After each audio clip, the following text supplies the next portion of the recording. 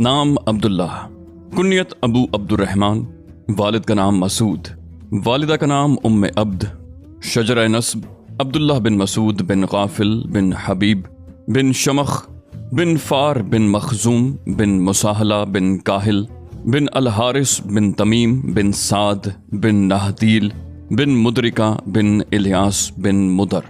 حضرت عبداللہ کے والد مسعود ایام جاہلیت میں عبد بن حارث کے حلیف تھے۔ عبداللہ بن مسعود کا بچپن ایام جاہلیت میں بھیڑ بکریوں کو چرانے میں بسر ہوتا۔ اس زمانے کے عمراء اور شرفاء کے بچے بھی اس سے مستثنی نہ تھے۔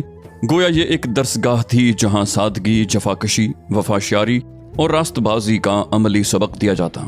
مکہ میں جب دعوت توحید کا اعلان بلند ہوا تو حضرت عبداللہ اسی درسگاہ میں تعلیم پا رہے تھے اور عقبہ بن معیط کی بکریاں ان کے سپرد تھیں۔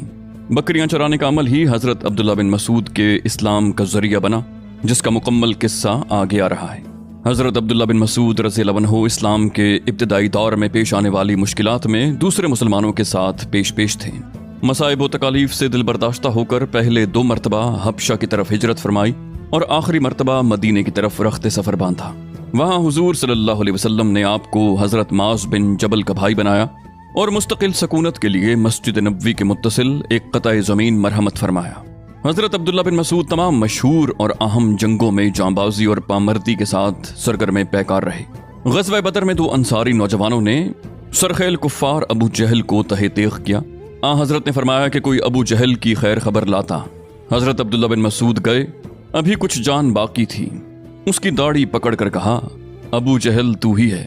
عبداللہ بن مسعود کا شمار ان صحابہ میں ہوتا ہے جو اپنے علم و فضل کے اعتبار سے دنیا اسلام کے علم تسلیم کیے گئے۔ آپ افقہ الصحابہ یعنی صحابہ کرام میں سب سے بڑے فقیہ کے لقب سے یاد کیے جاتے۔ فقہ حنفی کی اکثر روایات اور تعلیمات حضرت ابن مسعود سے نقل کردہ ہیں، کیونکہ امام ابو حنیفہ نے ابراہیم نخعی سے کسب فیض کیا، انہوں نے علقمہ سے اور علقمہ نے حضرت ابن مسعود رضی اللہ عنہ سے۔